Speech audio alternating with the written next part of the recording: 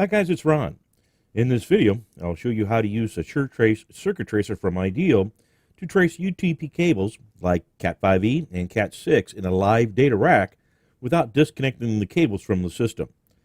It also can be used to trace coaxial cables throughout a building as well. Even the best labeling jobs at times still need to be traced in a data network. Using the inductive clamp, the SureTrace circuit tracer can induce a signal to be traced without disrupting the data signals traveling in the cable. Step 1 is to plug the inductive clamp into the battery pack and clamp over the cable being traced at the first rack, which is number 2502 in this case. From the label, we know the other end of the cable is in rack number 2516.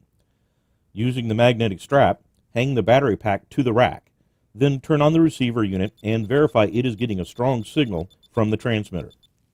Step 2 is to go to rack number 2516 and using the receiver, slowly scan all the cables in the rack using the highest sensitivity mode. Hold the receiver in line with the cable to get the strongest signal possible, and then reduce the sensitivity to properly locate the correct cable in the rack. As you can see, the receiver has quickly identified the cable being traced.